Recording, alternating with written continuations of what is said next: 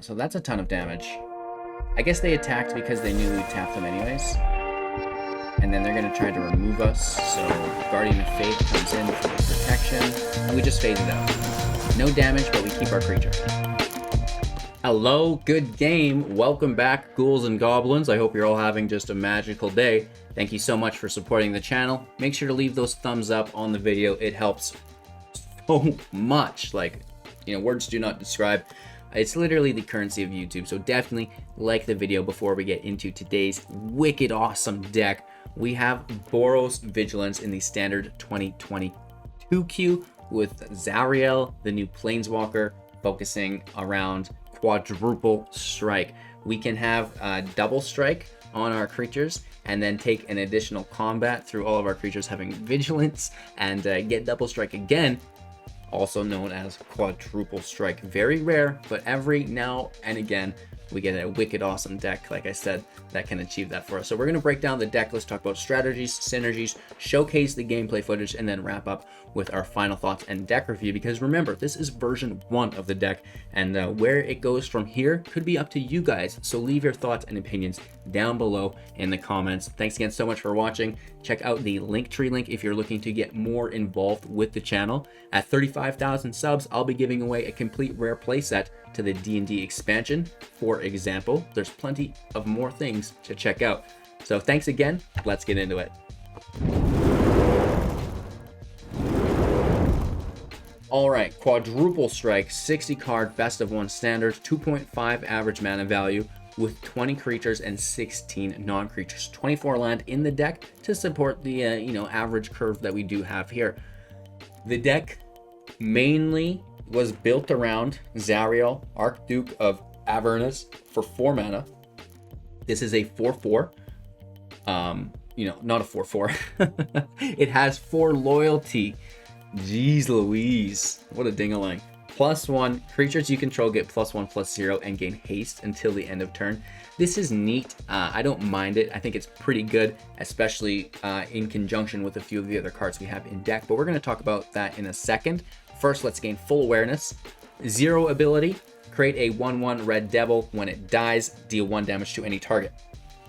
That's awesome, right? So we want to eventually get to the -6 emblem at the beginning of first combat phase on your turn. Untap target creature you control. After this phase, there's an additional combat phase, right? So typically you'd only get 1 attacker for double strike using this, but if we have the entire deck using Vigilance, we're going to get 2 combat strikes, which is really cool. And then we have a couple different pieces of equipment in the deck as well, which is quite nice. And equipped creatures will gain double strike as the second part of the strategy here with Halvar, God of Battle, a 4/4 for 4, and creatures you control that are enchanted or equipped have double strike. At the beginning of each combat, you may attach an aura equipment to a creature you control to another or a different creature we control, right? So this is very cool. You also have Sword of the Realms as a legendary artifact for 2. Equipped creature gets +2/+2, has Vigilance. When it dies, it goes back to the owner's hand, which is pretty cool, right? So that is available to give all of our creatures double strike. When Zariel's emblem gets put into play, we now have Quadruple Strike. Awesome. Very cool stuff here, right? So the Sword of the Realms is an option. We also have the Maul of the Skyclaves. This is amazing on Vigilance creatures. +2/+2 flying and first strike. First strike and Vigilance. Coming at ya, boy. And then, of course, if Halvar is in play, that's going to be double strike as well. Moving on, we have Icingdeath Frost Tyrant, a 4/3 with flying and Vigilance. When it dies, we create a legendary artifact equipment. Equipped creature gets +2/+2, or +2/+0. And whenever it attacks, we get to tap defending creature or player controls, which is pretty cool, opening up our attack lanes, right? So we have the Maul as our main equipment. You know, we have the Sword of the Realms once we already have our first copy of Halvar in play. Obviously, that's our priority to get the double strike on equipped creatures first. And then, of course, we have the Frost Tyrant. You know, just playing it, it's a threatening creature that they should remove. You know, it fits the archetype well on its own.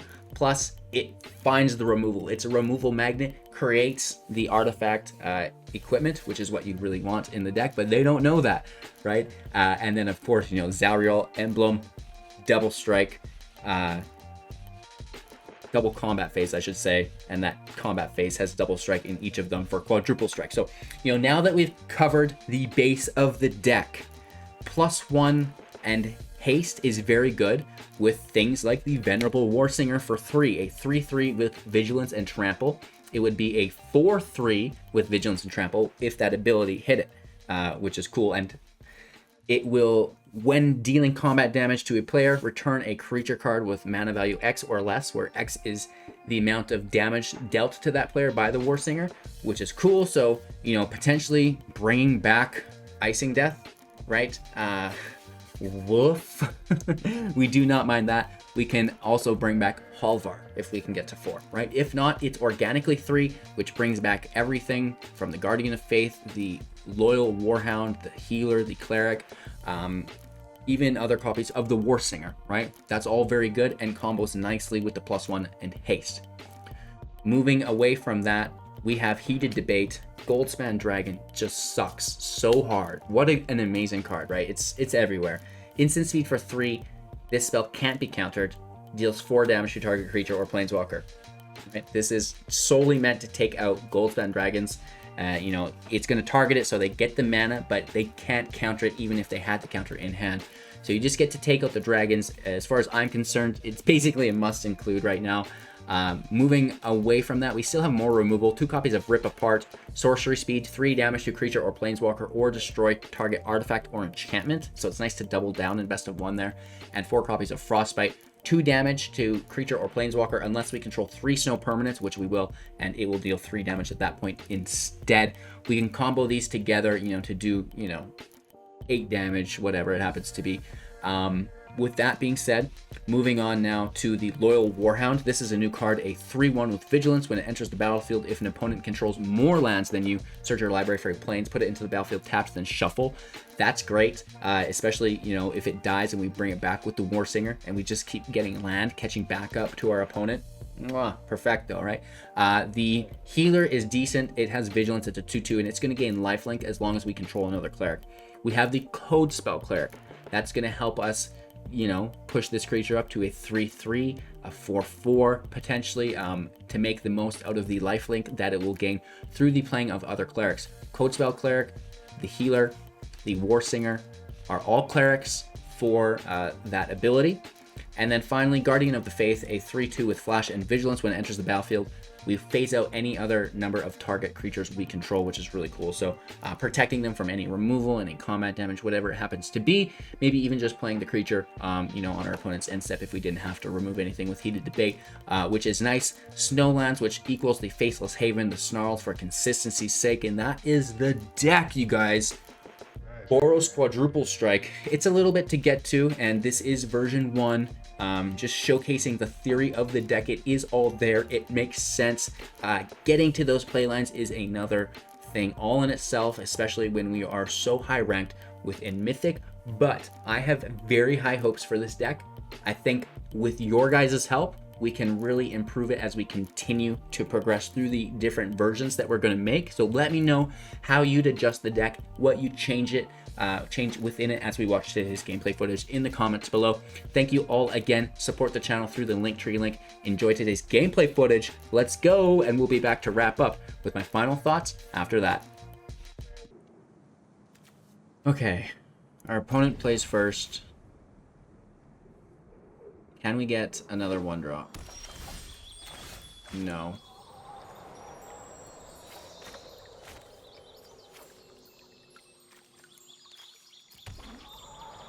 We don't have a 2-drop though, so let's hold it in hand. We get one more chance to pull a 1-drop.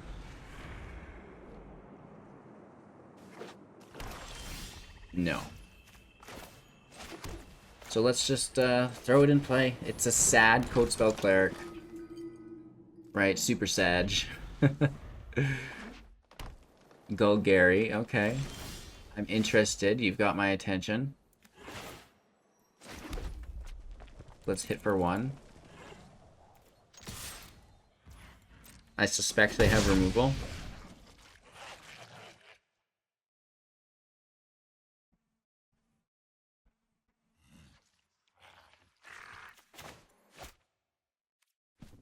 Let's just end our turn. We do have Guardian of Faith, potentially. They're not doing anything, though. I'm just going to take the turn. Again, attack for 1.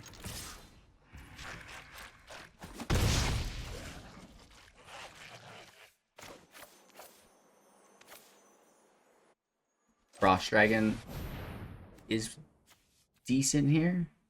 If it does get removed, we get the equipment. Okay, they remove the Cleric. And now they'll remove the Dragon because we are tapped.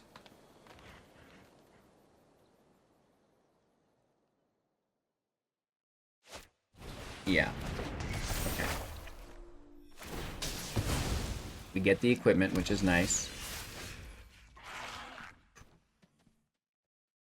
Do they have more removal, or should we make our move with the Warsinger? I think we should just try to hold back. Let's see if there's any more removal. Alright, that's Halvar, something I would remove personally, so let's play it. And I want to hold on to the Warsinger Skyclave, and then kind of just bring these things back from the grave later. The Spider Queen, nice.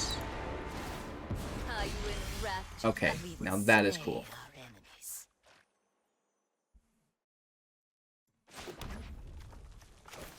So we just fry the queen. Still really like it though. Delayed, not defeated.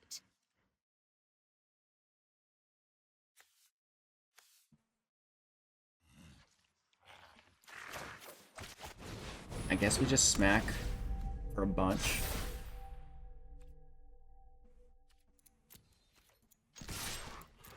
Right, hit for 12 damage. Oh, they've got reach. I just realized that. So that doesn't matter. Do we get removed here? Again, just trying to fish all of that removal out. Putting big threats on the board.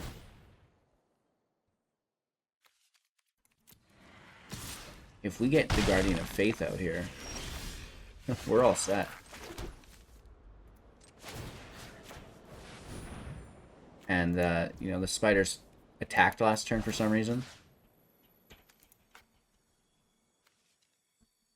Don't do this. Submit 0.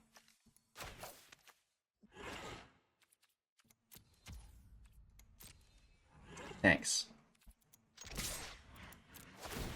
So that's a ton of damage. I guess they attacked because they knew we would tap them anyways. And then they're going to try to remove us. So Guardian of Faith comes in for the protection. And we just phase it out. No damage, but we keep our creature. Unfortunately, it's their turn, so they could remove it now. Actually, they could not. It's phased out until our next turn, which is cool. So they need to remove the Guardian, pass the turn, and then remove Halvar again on our turn. Skeletal Swarming is out. 2 cards in hand.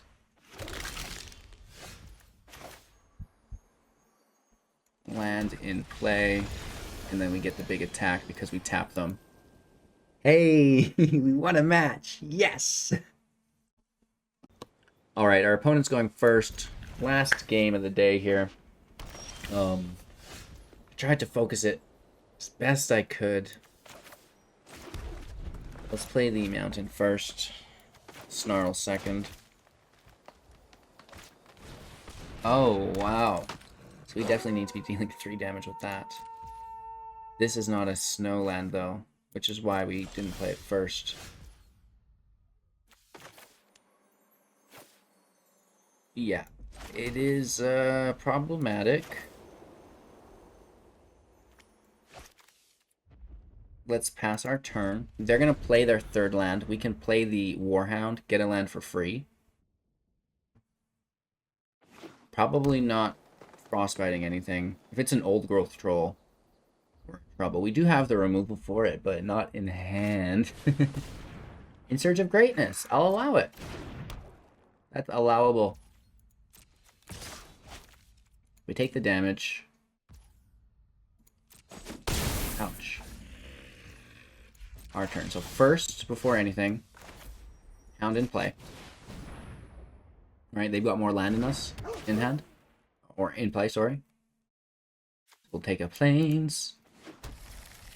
And then we take another Snow. And that's actually our 4th Snow Source. And then we're just going to blast this pack leader. They need Snakeskin Veil. If they have a Snakeskin Veil, I'm going to freak out. They do. I shouldn't even said it out loud. Okay, so we are in trouble.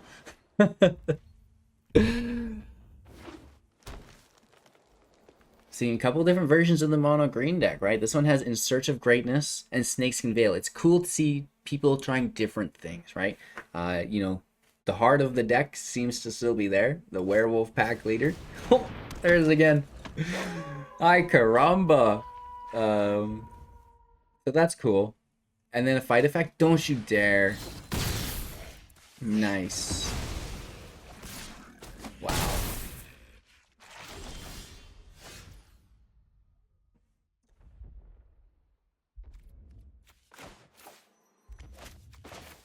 So let's slay this one.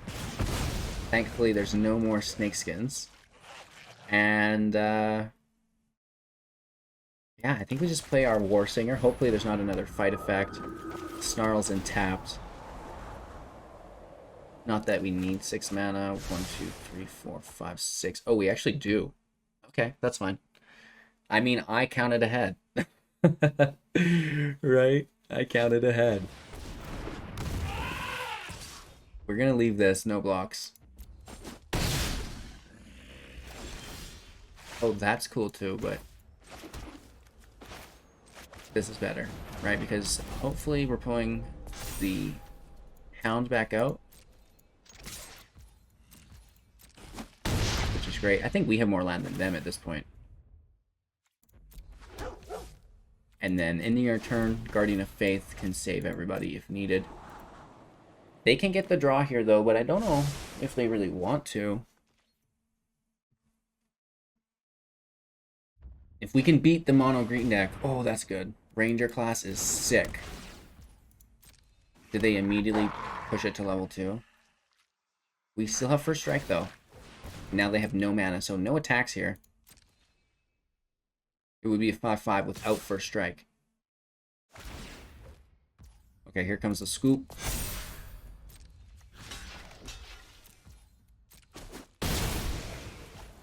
Yeah. You can keep Guardian of Faith on the side. 1, 2, 3, 4, 5, 6, 7. We still... No, we don't have enough land. So that's sad. We have to continue to hold up our Guardian of Faith and not play the dragon until we got another white land. But we got the win! Not with the Planeswalker. Zariel, where are you? Alright, obviously my opponent is trying to achieve the perfect rank as well. There's 2 ranks, 69 and 420. These are the only ranks you need to be concerned with in Mythic. And if you can achieve them, welcome to glory. I'm not going to play these clerics until the 2nd turn. And then, you know, at least one of them can be a 2/2. All we're seeing is this mono green deck. By golly, stop it. Pass the turn. Guess we can unload them next turn if we don't get anything better. I want to be pushing up something cool though, right? 2 sentinels. Whatever. And they foretell. So the dragon's cool.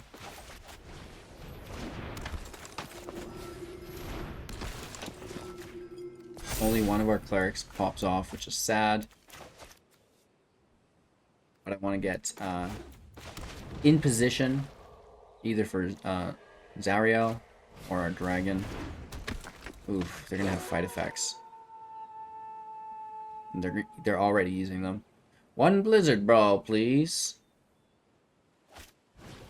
Yeah. Cool.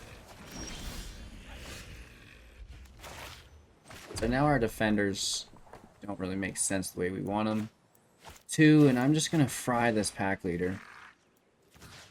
Right, that's of our utmost priority here, I guess. And we could have played Faceless Haven there instead. My bad. No attacks.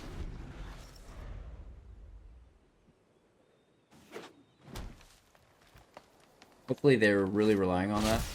Battle Mammoth. That's not a card I included.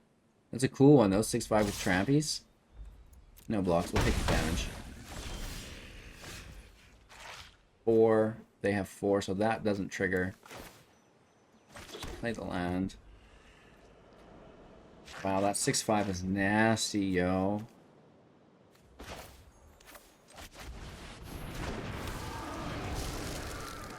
No attacks. We could make it so it can't block, right?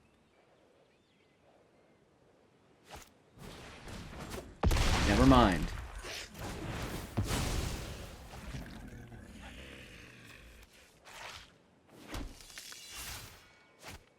Great. Good news.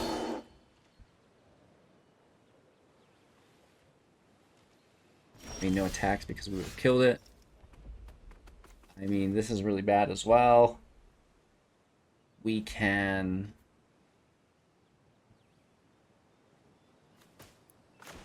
put the Warhound to 5. And then hold up a Frostbite. I think that's our best bet.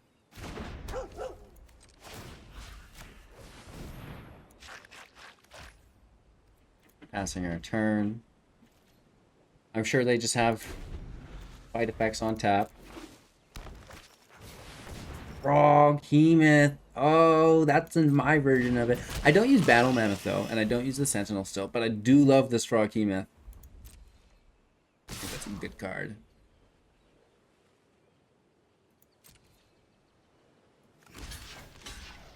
We have to kill it, or else it's gonna be big, huge.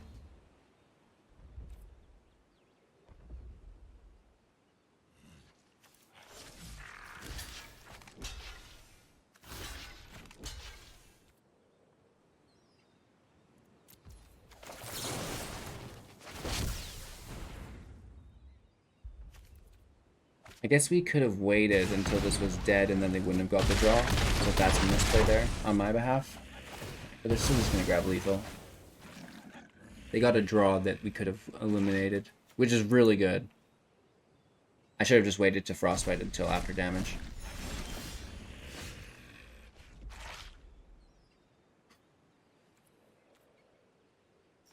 That's our turn. We can Faceless Haven and Frostbite. They have 2 cards instead of 1 because of my idiot brother.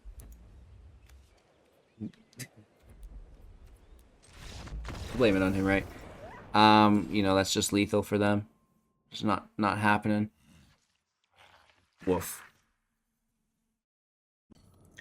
Alright, going first. Just gonna keep the hands. We have both lands, and that's been a big enough issue for me today with the deck. Mountain in play first.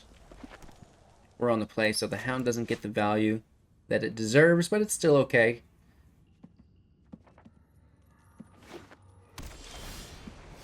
There is a black source on the back of that. They're going to steal our creature.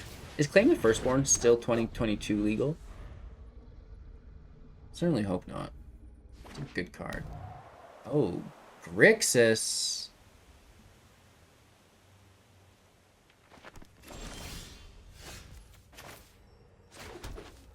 Let's try to hit for 3.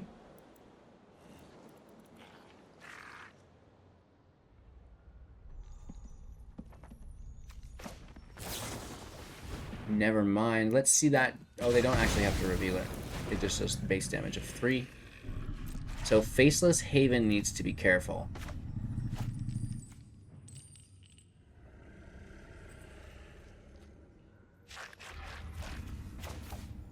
Yeah, let's end our turn.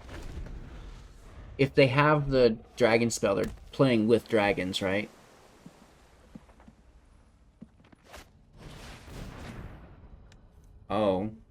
Reanimator.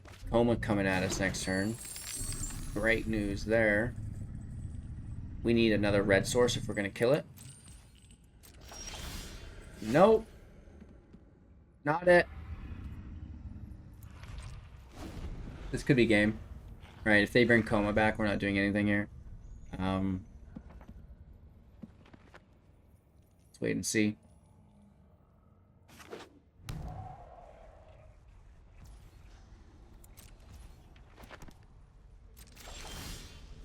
Get the land, it's too slow. Pass our turn.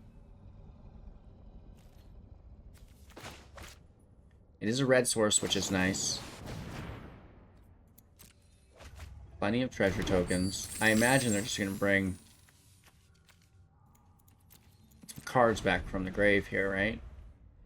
Old Gnawbones in the grave. That's pretty crazy. I mean, we're an aggro deck going at snail's pace, so I imagine whatever combo they're trying to get to work, it will.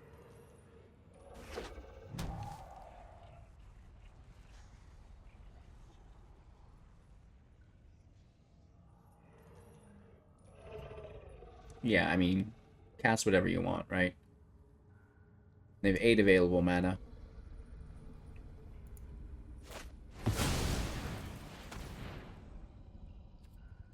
Yeah, that's just good game.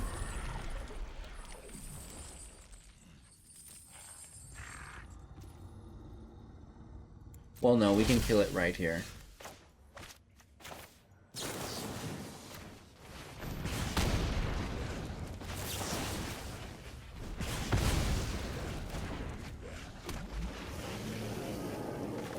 Crazy. And now they're just going to bring it back again because we don't have exile. And, yeah. Rip apart the sorcery speed so that won't work again.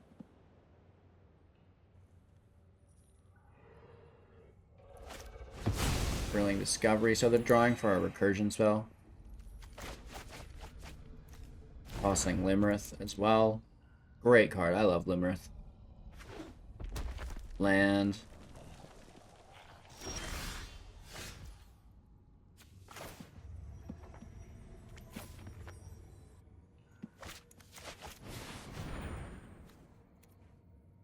Let's just get a creature active. Unfortunately, we can't cold spell on top of it. That would be cool.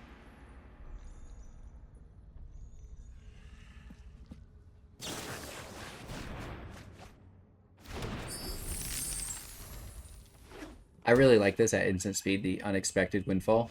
A little expensive, but hey, why not, right? So again, this is just good game, right? There's nothing we're doing here. Our opponent's just walking on top of us. They didn't get their recursion spell, unfortunately. Big hit, though. And it's going to take almost everything we have to kill Valley.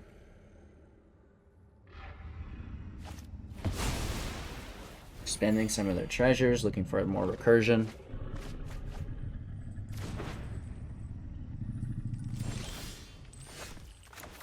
Land. You know, let's rip this up.